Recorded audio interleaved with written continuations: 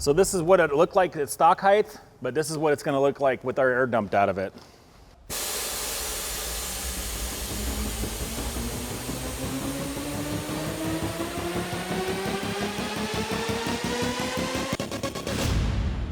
And that's how you make a stock truck look a shit ton cooler.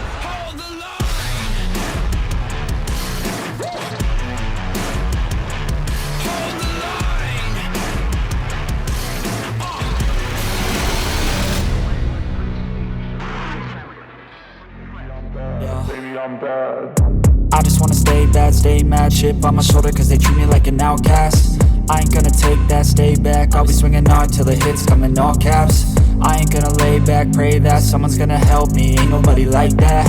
I ain't gonna wait, that's all fact, give me one shot and I'll never get the throne back.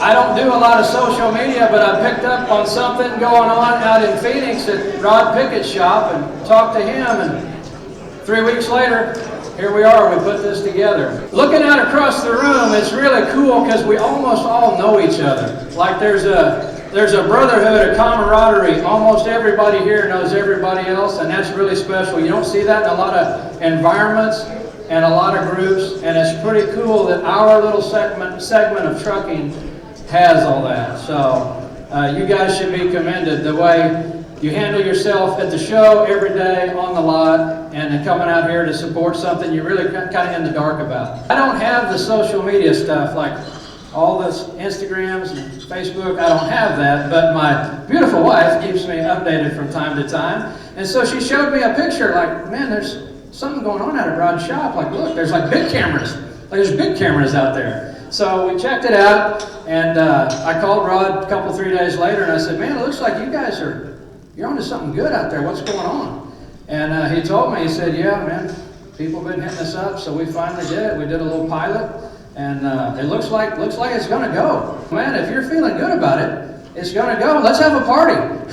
And Louisville coming up, it's the perfect time for all of us to get together and kind of learn more about it, get excited together, and spread the word. Anytime we can see trucks of almost any kind, but especially super cool trucks like they're going to build, it's good for the industry. It's good for every truck on that lot. It's good for all our families. It's good for our businesses as we spread the positive word of trucking and what a cool segment of the industry it is. So that's what got us here today. I want to bring up, first of all, the new project, which is going on at the Pickett shop with Rod and Kevin. I want to bring up the executive producer, Todd Lewis. Come on up, Todd.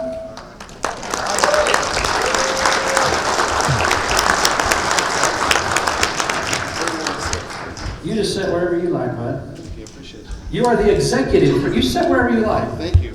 But it's great to have Todd here, and we worked together as you were the director back to Trick My Truck. Kind of what was that like some 15 plus years ago, working with a bunch of clowns like us, a bunch of kids like us back then? I'll tell you, that experience was pretty incredible. I had to get a quick education. I used to think that every truck on the road was a Mack. Now I can tell you it's a 359P with a stretch frame rail and 8-inch turnout, stacks. I can tell you everything about it. But getting into that, we didn't really have an idea of what we had until we frankly met you and Rod and Kevin at the Reno Truck Show, where we actually found guys that were not only interesting but built trucks. Did the pilot, as you know, and we shot it there at Forest State, and really just had lightning in a bottle. And then from there, CMT ordered 8, and in the middle of 8, they ordered 24 more. And so I found myself living in Joplin, Missouri, eating Waffle House and Cracker Barrel every day. After 56 episodes, we all made our exits, and I think it's time for trucking to be profiled on television again. Trick My Truck, real quick, hands down, who was the most popular cast member? Who was most loved by all? The Scrapyard Dog. Let's turn it around! Let's turn it. We met Rick, and I was like, we gotta find a role for this guy. He's just the most energetic, fun guy, and I think he had one line every show, which was "Let's tear down," and he was in maybe a handful of scenes, but every time Rick was on set, you never knew what you were going to get, and it's just a blast. So many good memories. Most of you know Rick, and he is genuine. What you see is what you get. Fun 100%. fact that not many people know, CMT almost offered him his own series, like just a day in the life of Scrapyard. I actually wasn't even aware of that. No, you were. Was I? By the way, this was 15 years ago. As you get older, you start to forget stuff. So I could have. Ruby shot it down. Oh, She was again. That's right. Now I remember. Yeah. You're right. Yeah, Rick was for it. Ruby was again. Oh. Yeah, but those were the good old days. But Yeah. you were just the corral master. You were the director back then. But now you're the executive producer. It's your own company. Watch Your 20 Productions. You're living in California. California still. Yep. Yep. So you must have, what caused you to reach out to Rod and Kevin and say, guys, it's time, like we need to get on this, the timing is right, let's film something and get it out there? You know, I never lost my love for trucking, and it is always something that stuck with me. And I was approached as a potential person that could bring advertisers to Jesse James's new network, Outlaw TV. Jesse James has a new network. He's kind of just launching with Paul Tuttle and Billy Lane. And I watched their promo and I was like, they're missing trucking. Like it absolutely fits in. And I randomly sent an email to one of Jesse's sites and he emailed me back in like 5 minutes.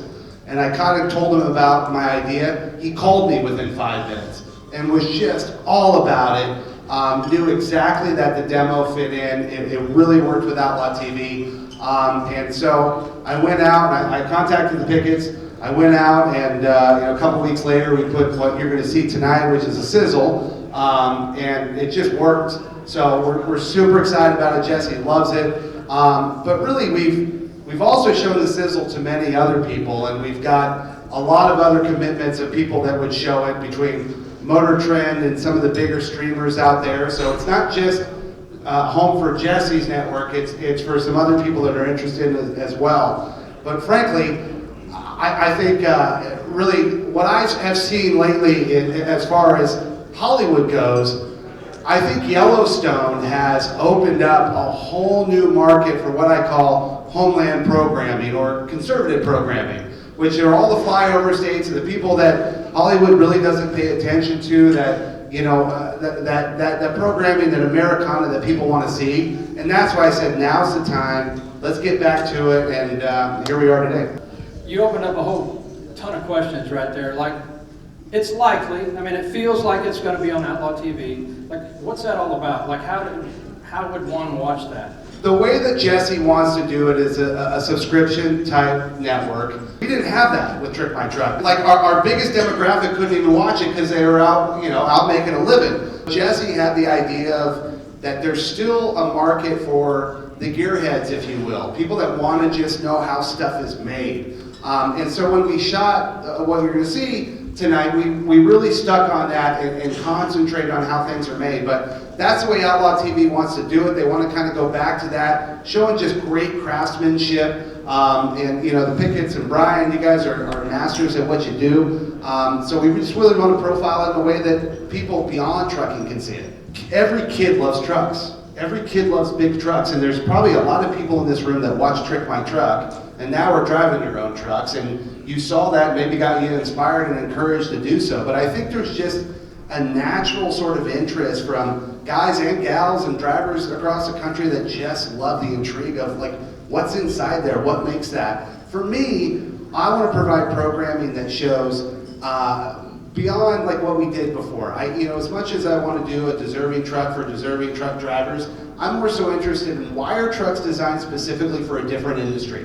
What makes that truck different that's pulling a tanker, that's pulling a flatbed, that's pulling a reefer? Like, educate the general public and get them back interesting, like it was in the 70s when trucking really hit the forefront in Hollywood. I want to go back to that and make it interesting and fun to watch. But I think he saw that, and I think he saw an opportunity of going, okay, there's plenty of car shows out there, but how many big truck shows are there? Right. And there's none. Yep. I mean, other than that Canadian show that does like wreckers and they're pulling wrecks off the road, which is, okay, that's interesting, but it's not what the Picketts do. It's not what you do. It's not what a lot of these guys in the room do. So that's what I want to profile. It's thrilling to think that we're on the cusp of this being available again. And you've got, like you said, multiple networks with their hand in the air. It's been crazy, the interest, and again, I can't give Yellowstone enough credit, but I've had multiple networks that said, we'll air it, tell us when, we'll do it. It's intriguing. Everyone likes big trucks, and everyone likes a payoff at the end. So while it's not going to be Trick My Truck where it's standalone, which means one episode doesn't connect with the other, you'll always get a payoff every episode. So if we introduce a truck on episode 1, you're going to see that truck finished on episode 3. So all the stories kind of intertwine with one another. Really kind of targeted to anybody that's a mechanical gearhead. Like, it's got a lot of unique characters that are like total opposite end of the spectrum of Trick My Truck, which I like as well. Sum up Rod and Kevin in a paragraph each. Rod's really easy. Rod's the easy one. It's his brother that's a pain in the ass. I'll tell you what, it was so much fun. We have so many memories. We spent, 3 years together. I really wanted an opportunity to reconnect with the guys, so we went out to Phoenix or Buckeye and we shot. Kevin and I and Rod, we didn't skip a beat. It was like we were with each other the day before, just completely on each other's cases, ripping a new one to each one. That's just kind of the dynamic that we have, and just making fun of each other and just making it a great time. So, I mean, you were on set, you knew. You guys were relentless on me.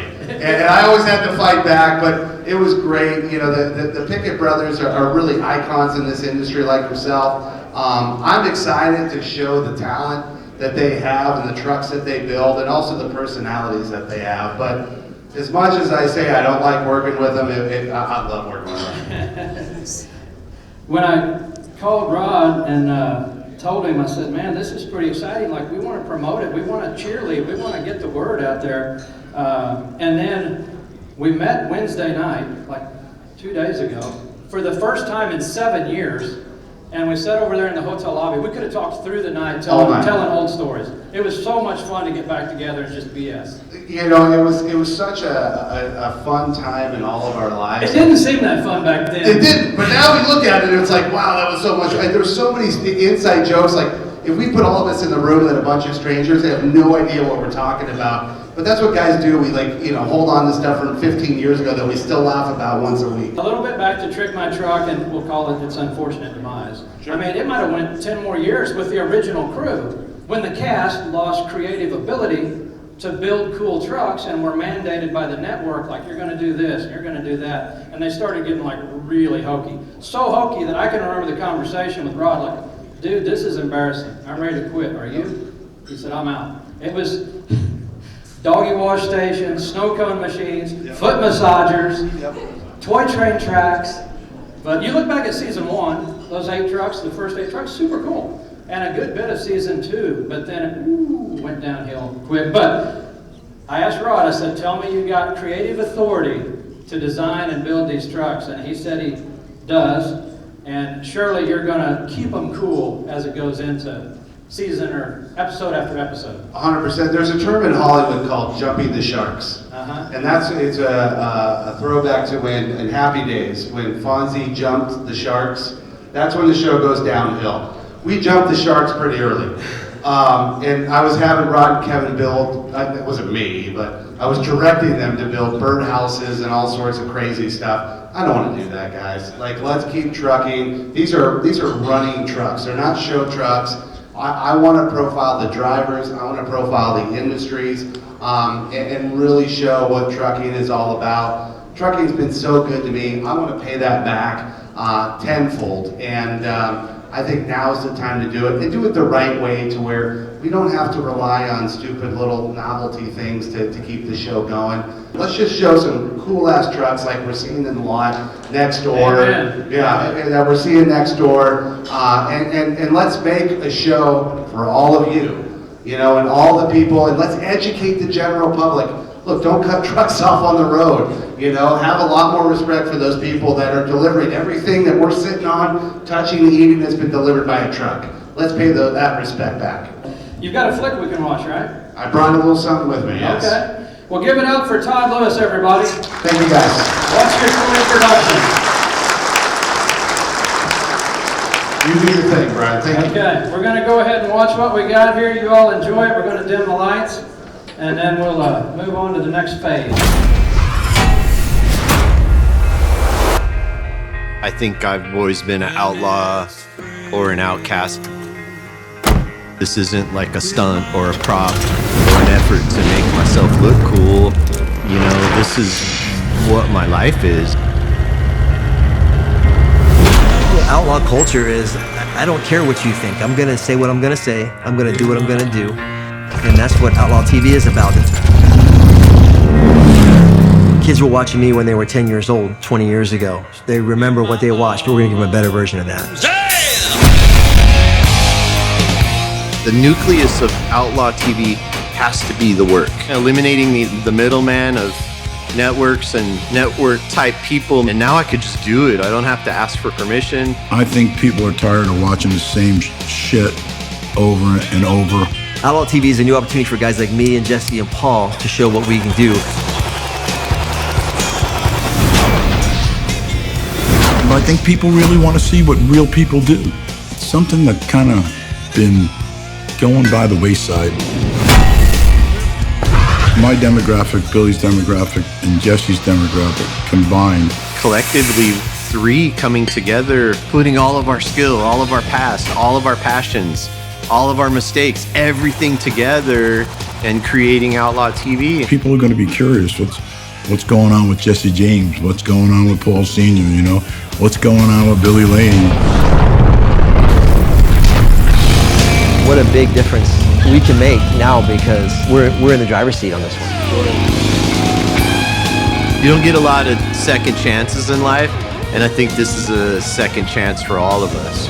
You know, I've been around a long time and I've done a lot of stuff. And, you know, for me, the journey has not even come close to being over.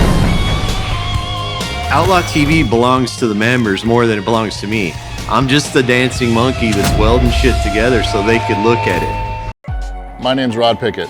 My name is Kevin Pickett. We've worked together our whole lives. I mean, we raced together, worked together, did another show together. We're not the Hollywood type. We like trucks. The only reason we did it, we like building trucks. We don't like cheese. We don't like all the bullshit. It's reality TV that is not reality TV, and the was scripted from front to rear, and they were making us do shit we didn't want to do. All right, guys, we asked for it, so let's figure out what we're going to do with Joe's truck. I say we go big, make this thing the ultimate ice cream truck. Give it a paint job that has everything for the ice cream lover. Waffle cone on the bottom, custom paint in the middle, chocolate dripping off the top. Yeah, you know, I still get recognized from the show, which is 15 years ago, when we still get clients come in here that remember the show, that they were 5 years old, now they're driving trucks of their own. Every time I run into anybody that recognizes us or anything, they're like, hey, you guys doing another show? Since then, there still hasn't been nothing, and there was nothing before us on there. It just like the whole industry picked up. It's crazy the amount of customizing to trucks from then until now that people do. I get people asking me all the time still, yeah, we're gonna do another show. It's been 15 years, and they still ask if we're gonna do one. Something that would be more interest besides looking at, you know, stupid YouTube videos about nothing. Letting it actually be yourself and do what you want to do would be a cool deal for sure. I've been building custom trucks for 30 years. I learned my trade a lot from my dad. He taught us a lot of stuff, but my brother and I were into trucks, and we've always built stuff and tore stuff apart. Anything you can think of, we can do to a truck. It's a lot of jealousy, but life goes on. Made it from the bottom, why it takes so long? People hating on me, it's the same old song. And the hate goes on, and the hate goes on.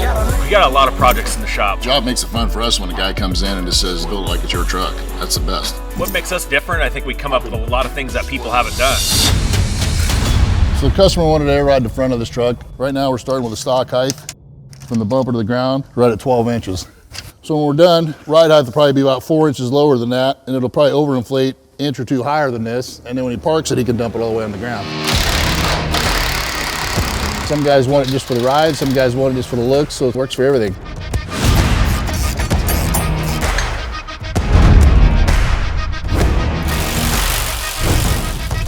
Jacked up right now so we can pull out the leaf springs.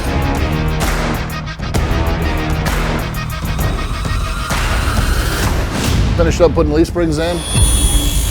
We're drawing up some brackets for the air ride. We figured out that neither of these were gonna work for our top mount, so we drew up a new one of these with a bigger notch in right here. Well, we cut them out with the CNC plasma. It's just way quicker and everything's to exact measurements of what you put in. And plus, we just don't have anybody to cut them out. There's no employees. They all fucking went home.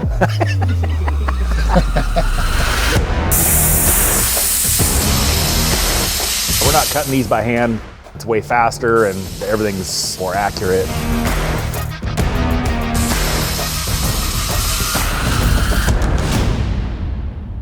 We're using this rear suspension airbag. They're good for probably about 10, 12,000 pounds a piece. So it's plenty for the front end. And then we just make these brackets and retrofit it for the front. I'm just marking my plates we cut out for the lower bag mount. I just got done tacking this up. I'm gonna go ahead and weld all this up and put it back on the truck and test fit it. All right, so we got a bag all ground up for the U-bolts. We're gonna set that down on there and start mocking this thing up. So we're just making sure the bag clears everything. Every truck's different with the motor. There's tight clearances between the steering arm and the fuel pump on the inside, so you gotta get the bag just right.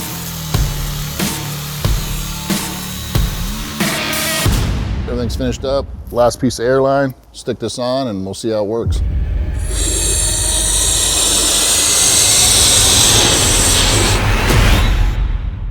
So this is what it looked like at stock height, but this is what it's gonna look like with our air dumped out of it.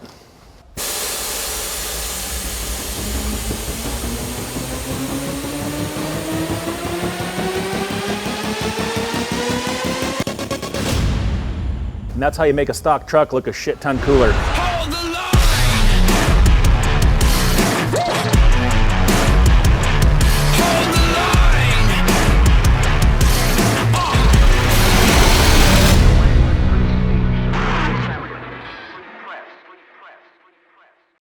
Boy, if I had a rubber hose, I'd go over there and whip the shit out of him.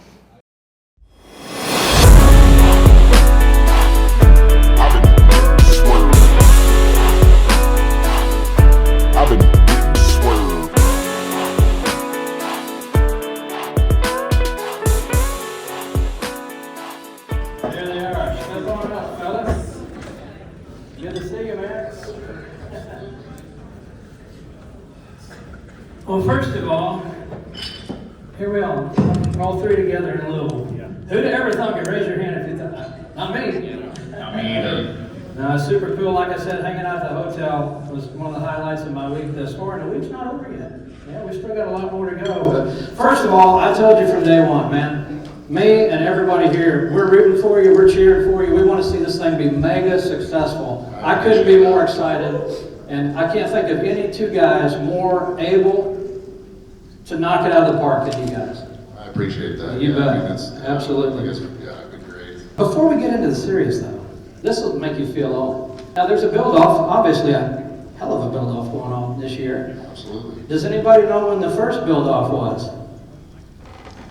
I got the original shirt. That's the OG right there. What is it, 05? 05. 2005. That kind of clicked when I was at home, and I've kept this thing in my closet. Like, why do you keep something like that? Remember the first build-off? We had to beg Bud Farquhar, which did a great job, but we had to beg him to like endorse a build-off, and I think there was 3 of us that year. It turned out to be kind of a hit. I can't even remember how many years it went before it fizzled out. Yeah, it was huge. Yeah. The first year, it was crazy. It was the Beast from New Jersey, Yep. and the Mob Sled, which we've still got up in the air. And I think Phil from Canada did maybe one of the stainless trucks.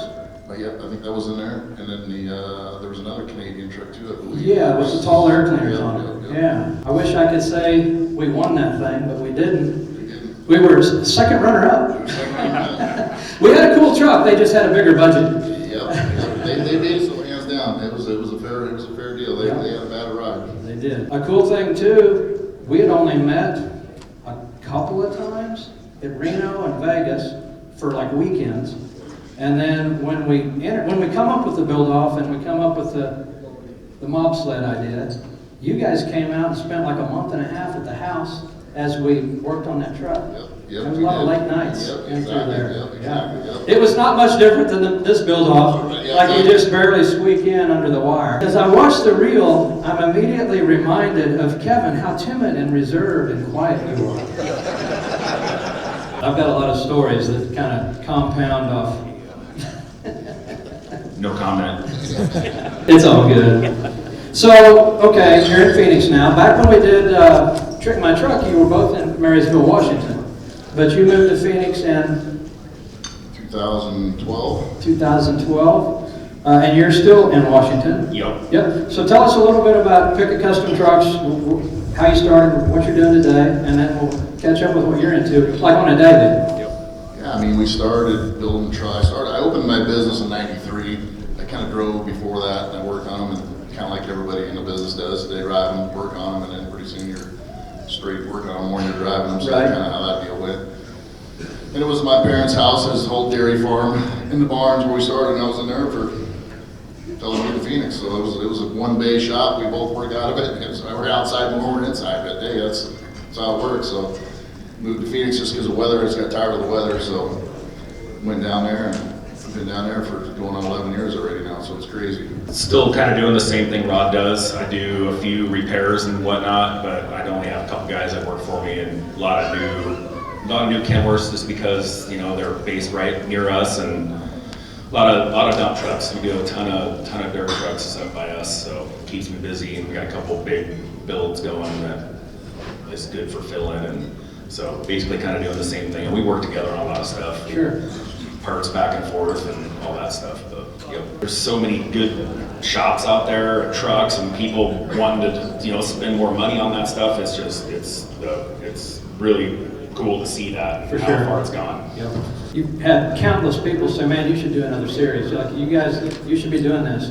What made you tell everybody no, but when Todd reached out, you considered it and moved forward? Probably since we did the show, probably 4 times I've been approached, but it's the Hollywood typical, you know, wanting to do their deal, and I was not interested at all. I was like not even into it. And then when Todd called, and we talked for a minute, and I'm like, if we can do just a standard, no drama, boring show, I would say, but people are like, that's what I like to watch anyway. I don't need the drama. And he's like, yeah, we're totally in for that. I'm like, I'm down for that, because I think it'll just boost the trucking industry needs a little boost, and I think it'll help. And no drama. They don't need all the drama stuff, and I think it'll turn out good. So I was down for that, because I'm not in the TV thing anyway. I'm not even up here. I'm not even this guy up here. So that's the last thing I need. So I'll just do my normal deal, and I'm down with that. I think we'll be able to showcase other builders and manufacturing stuff, you know what I mean, that side of it, and be able to go around and show more of what everything's all about. And really, you know what I mean, there's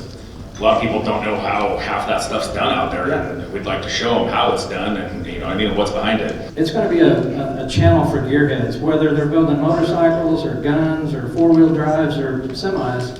I mean, it's like our kind of TV, so. Exactly, and we're not pitched on just doing whatever we're doing. If we feel like the audience isn't like what we're doing, we can change it up. Or if we don't like what we're doing, we'll change it up. So it's like we're not locked into something. So I think it'll be fun, and when it's fun, it turns out good. Yeah, and 100% with Todd, executive producer. He's seen the demise of what we did 18 years ago. So, you know, I'm totally stoked about how this is going to work. So I'm assuming you got kind of like a storyline or an idea or a project for like episode 1. Any deets you can leak on that, or is that still kind of like up in the air? It was still kind of up in the air, but we got a few different directions we can go there. Moving on. We got nothing. The suspense will build. Thanks for talking all around that. Kevin. Outlaw TV, Jesse James. I mean, all of us watched him like probably fairly religiously with the West Coast Choppers and other stuff. Like, have you guys met him? Like, is he like an approachable type guy, or? Oh yeah, 100%. He's just like us. Just doesn't, you know what I mean, just wants to work and showcase what everybody can do. And he's really laid back. We've had quite a few Zoom meetings with him, and yeah, it'll be a cool deal for sure. Yeah. Well, and even what he said in his flick, like, he's doing this because the network restricted him on what he really wanted to do, so he should be super supportive. Yes. Yeah. Exactly. It's like win-win. He's been doing it for so long. He knows. He did twice as long as or whatever, much less, so he knows all the little tweaks and stuff that needs to be done rather than being boxed into a corner. We did, 4 seasons, 41 episodes. That dude's probably done 10 seasons and hundreds of episodes. So, yeah, a lot of experience there. Okay, this is a tricky one, so think it through. On a personal level, what are you guys most excited about for this project? Let's say you're 4 seasons into an 8-season recording, and you're feeling good about the trucks, you like the way it's coming together, you're feeling good about people are really going to dig this. Like at that point, what's the biggest driver? What's success in doing this whole project for you at that point? I've been so blessed on, you know, customers and suppliers and everything. I want to get back to that, and I think it's time for that. And that's the part that I like. Just to be able to film and build what we want, and nobody telling us what we have to say, what we have to build, what it's got to look like. It's basically whatever the customer wants. You know what I mean? So it's going to be just, like, I mean, our deal. Cool. And like you said, when it comes to suppliers, even other shops that in some way could be competitors, and all these customers and tens of thousands more, we're all kind of like a family. There's like a mutual respect and brotherhood and sharing of, if this guy's broke down in this guy's neck of the woods, we go out and help him, we know he'll go out and help us. So promoting the whole thing, that's a cool concept that I hadn't really pondered much before. Yep, absolutely. Yeah, the trucking industry is huge, but it's really not. It's not. It's way smaller than you think it would be. Yeah. It's been how many years since you were in Matt's? You told me, I don't remember. 17. After not attending so many, what was your biggest takeaway from the, 1 or 2 days you've been at Matt's? Quality of trucks nowadays is just, it's insane. I mean, it's cool to see young guys coming into it and stoked about it, and the old guys still into it, stoked about it, and just the trucks are crazy. I'm still blown away. It's just cool. The level of trucks now, where they've come from back when we first started showing trucks in the early to mid 90s, is insane. It's definitely taken a turn for the better by far. I told somebody today in the booth, you know, the stuff we did on Trick My Truck, that was as hokey as it was. It was cool back then. Hey, a 32-inch TV that's lifted out of the cabinet, you know, and like 4 subs.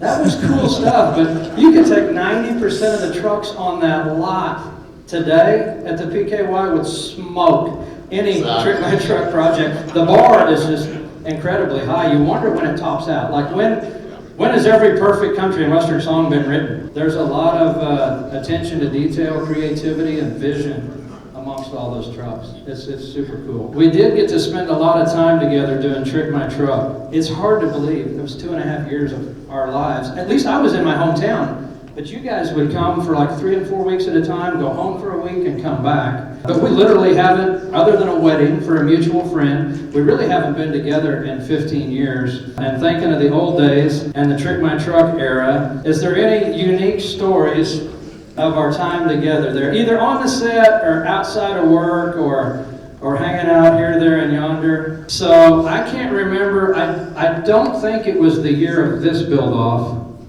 because I don't know why one of us wouldn't have been pulling the bobsled. So it had to be the following year. But we were all meeting down here, and somehow these guys were flying to St. Louis, and me and CB Grimes, were going to pick them up at the airport in St. Louis and carry them over to Louisville. And then I think we might have carried you back after the show and dropped you off in St. Louis. Why the hell we picked St. Louis? I don't know. But anyway, we were young, not real sharp.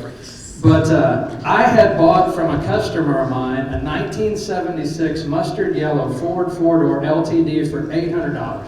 I mean, this thing run perfect. And upholstery was good. It was also mustard yellow. Had all 4 hubcaps on it, factory. I mean, it was just a grandma car. And I was so excited to get that car, mainly for this stunt.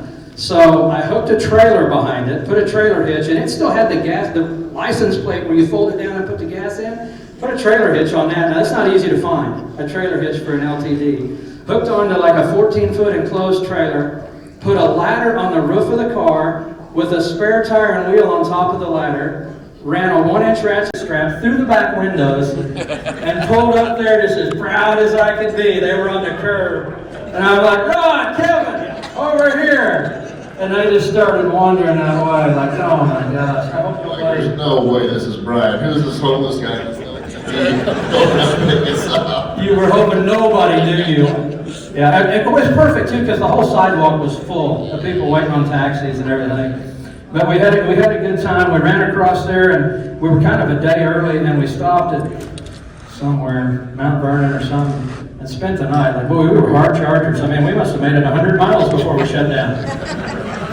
And we stayed at the Ramada Inn or something. Somebody stole our gas in the middle of the night. Gas kept on the ground, gas gauge empty, we had to fill up, but we got all that patched together and pulled up right in the middle of PKY. Like, they already had a few trucks parked. We pulled right up in the middle and got out and started greeting everybody. But I had so much fun putting that stunt together, and it went so good. We drove that thing all over town the whole week. It was your only set of wheels. Yeah. So that's got to be one of my top 25 of all time. But definitely a Pickett Trick My Truck story. One of the cool, another little thing we had, which was, I don't know, probably cheesy, but we got invited to the CMT Awards one year. Yeah. So we got the paddy wagon. We called in and let us use it. So we rode up to the red carpet. All of us jumped out of the paddy wagon and went into the red car. It was kind of cool. My eyes kind of felt like I was somebody for a minute. That was a good time. That was intimidating. That was intimidating. Yeah, that was pretty wild. You're bringing back old memories. This is another fun fact. Remember we were like nobodies, and we looked like a bowling team. You said, we look like bowling team in these stupid gray shirts. And we did. But they had it like the nobodies were in a holding pen, like a room, you know. Little Big Town was in there, and they were also nobodies. Yep, that's right, they were. Now they're worth millions, and we're sitting here. But hey, they were as scared as we were. Yeah, CB exchanged phone numbers with them. He stayed in touch with them forever, but yeah, they hit the big time. That's right. That was cool. Yeah. After party, Trace Atkins, he's like a foot taller than Kevin. We all felt small with that dude. Yeah, and he's dipping and smoking and got a beer in his hand. Yeah. He was intimidating. He was somewhat legendary. Yeah, and then the red carpet, you'd walk down it and there'd be like reporters from various magazines or whatever, I don't know. One would be here, and then 10 foot there'd be another one, and 15 foot there'd be another one. Nobody wanted to talk to us. And a few felt sorry for us. We'd pull over there like to talk to them, like didn't know what to say, waiting for them to pitch a question. They'd pitch a question, nobody would answer. I'd look to my left, I'd look to my right. Anybody want to take this? And old Brian did some interviews. The red carpet was super cool, and the paddy wagon was a nice touch. I don't know if I have to, they're all stories. Most of them I probably can't even tell, so. If you don't tell one, I'm taking one for you, and it's about you. Fire away. So you were home or something, and Kevin was staying at our house for a period of time, and it was at night, just any other night of the week, and we'd ate supper, and we were sitting in there in the living room, and it was me and one of my girls and my wife, and Napoleon Dynamite was on. Napoleon Dynamite was on. And it was not new. This was like rerunsville. It was not like the first time Kev saw it. Watching him laugh so hard that he lost his breath and was doubled over at Napoleon Dynamite. Me and the wife and kid, we laughed at you watching that laughing. I'll never forget that. I did the wheeze. You were wheezing and out of breath. That was so fun. Like, I'll never recreate that. Anyway, once again, like I said, we're your biggest cheerleaders. You guys, if you want to tell 10 of your friends, you videoed something tonight, you took a picture of something tonight, you can certainly share it. There's no restrictions. We wanted you to know first. Like I said, this was not even a conversation 3 weeks ago. So I hope you're as excited as I am, and we're pumped to kind of get it out there and see something. And I'm Todd was kind of ballparking. We might see something certainly first of next year, which seems forever away, but you know how time goes. That's only 9 months away, and maybe even sooner, maybe the fourth quarter. So, anything to add, Bub? No, that's pretty much it. I just appreciate all the support. It's been great. Everybody's always awesome, and appreciate it. Yep. I want to thank especially again 12 Gauge Customs, Hope Built, Iowa Customs, all your friends at 4State. You folks mean a lot to us. You are our extended family. It means a lot on a Friday night at Matt's. You chose to come here instead of going out on 4th Street. Although we're going to get you out of here in time to head down there. So they're going to be over here chatting with you, taking pictures, BSing, shooting the breeze once we're done. So hang out as long as you like. We got the room till 8 o'clock, but if you got to scuttle out of here, we certainly get it. So thanks to all of you. Thanks to our sponsors. Give it up for Rod Kevin.